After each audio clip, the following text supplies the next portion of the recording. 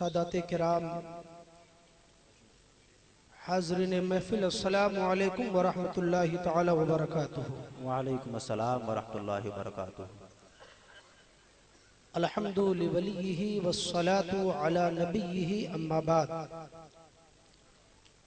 اعوذ باللہ من الشیطان الرجیم، بسم اللہ الرحمن الرحیم۔ قال النبی صلی اللہ تعالی علیہ وبارک وسلم: اسمعوا صلاة اہل محبتی واعرفہم، او کما قال صلی اللہ علیہ وبارک وسلم۔ سبحان اللہ۔ بابا زبلند درود شریف کا نظرانہ پیش کیجئے۔ اللہم صلی علی سیدنا شفیعنا حبیبنا قریبنا و طبیبنا و موانا و ملجانا بارک وسلم، صلی اللہ تعالی علیہ صلاة و سلاما علیکہ یا رسول اللہ، صلاة و سلاما علیکہ یا حبیب اللہ۔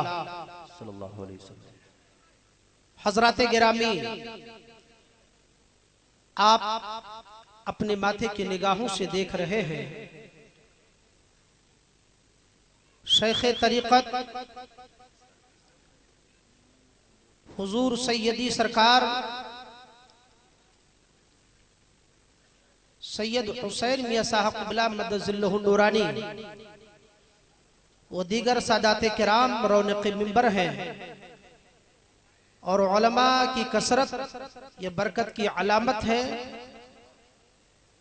وقت میں گنجائش نہیں کہ کوئی لمبی چوڑی گفتگو کی جائے، اور اس جشن کی سرپرستی حضور صاحب سجادہ فرما رہے ہیں۔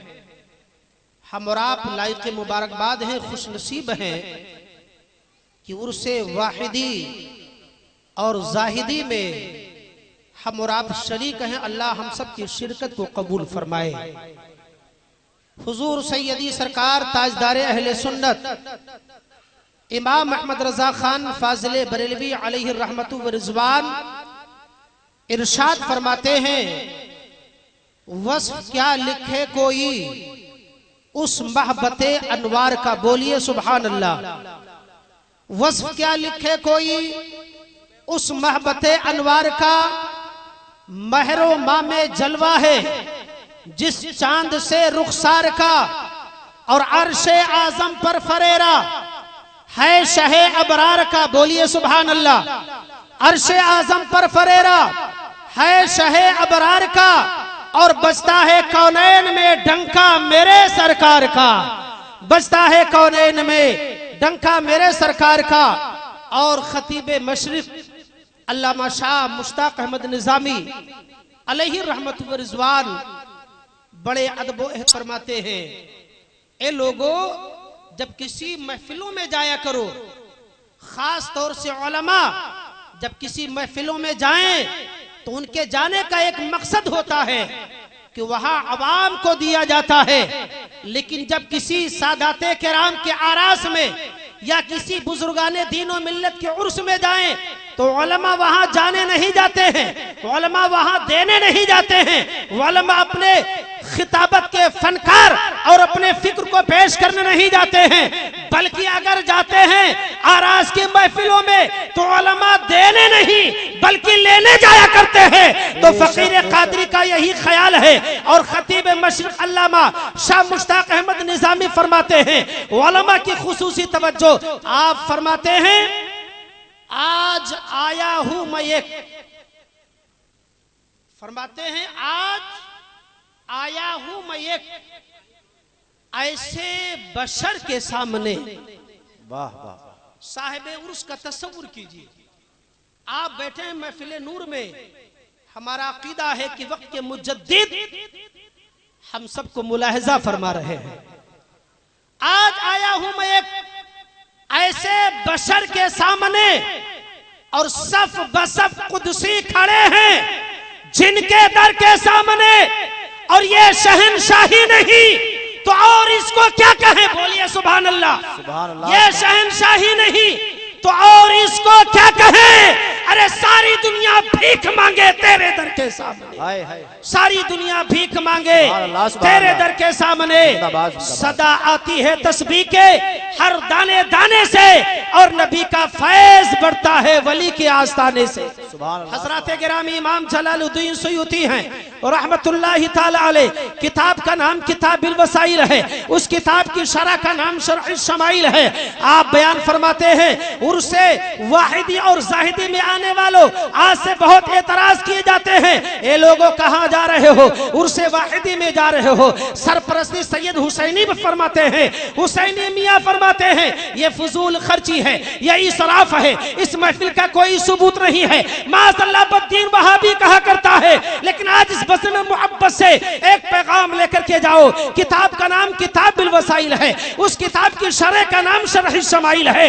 آپ بیان فرماتے ہیں ما من بیت او مسجد او محلت قرئ فی مولد النبی صلی اللہ تعالی علیہ وسلم الا حافت الملائکہ، بولیے سبحان اللہ، الا حافت الملائکہ او البیت او المسجد او المحلہ وصلت الملائکہ علی اہل هذا المکان۔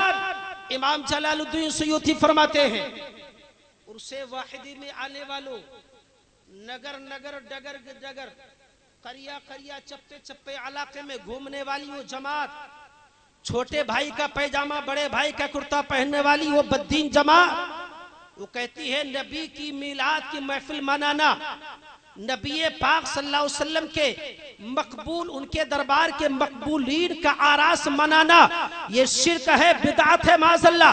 موضوع سخن دیا گیا لنگر کے تعلق سے، حدیث شریف پڑھوں گا بیٹھ جاؤں گا کیونکہ 8 منٹ میں کوئی زیادہ وقت نہیں ہوتا ہے۔ ترجمہ سنیے، حضرات یہ کہتے ہیں کہ نبی کے نام کا جلسہ چاہے مسجد کے اندر ہو، چاہے نبی کے نام کا جلسہ گھر کے اندر ہو، چاہے نبی کے نام کا جلسہ واحدی عرس واحدی اور احاطہ واحدی کے اندر ہو، کہیں پہ بھی ہو، یہ ناجائز ہے، شرک ہے، بدعت ہے معاذ اللہ۔ یہ وہابیوں کا فتویٰ ہے، وہابیوں کا عقیدہ ہے، لیکن کتاب کا نام کتاب الوسائل ہے، اس کتاب کی شرح کا نام شرح الشمائل ہے۔ امام جلال الدین سیوطی فرماتے ہیں چاہے گھر ہو، چاہے مسجد ہو، چاہے محلہ ہو، مولد النبی صلی اللہ علیہ وسلم، نبی کی میلاد کی محفل گھر کے اندر سجائی جائے، چاہے نبی کی میلاد محلے کے اندر، چاہے مسجد کے اندر، آپ فرماتے ہیں اللہ حافت الملائکہ، تو فرشتے اس جلسے کو چاروں طرف سے گھیر لیا کرتے ہیں۔ امام جلال الدین سیوطی سے پوچھنے والوں نے پوچھا اے امام برحق، مسئلہ سمجھ میں آ گیا کہ جہاں پر نبی کی میلاد کی محفل منعقد کی جاتی ہے فرشتے چاروں طرف سے گھیر لیا کرتے ہیں، آخر یہ بتائیے کہ گھیرنے کے بعد وہ مالائے اعلیٰ کے فرشتے کیا کیا کرتے ہیں؟ تو آپ فرماتے ہیں وَصَلَّتِ الْمَلَائِكَةُ عَلَىٰ هَذَا الْمَكَانِ، فرشتے گھیرنے کے بعد میں جلسے میں بیٹھنے والے اور جلسہ کرنے والوں کے لیے مغفرت کی دعا کرتے رہتے ہیں۔ حضرات یہ محفل نور ہے۔ اب آخری کڑی موضوع سخن حضرت امام جلال الدین سیوطی رحمت اللہ تعالی علیہ نے روایت کو نقل کیا ہے، روایت کو نقل کیا ہے۔ آپ ارشاد فرماتے ہیں امام 4 ہیں۔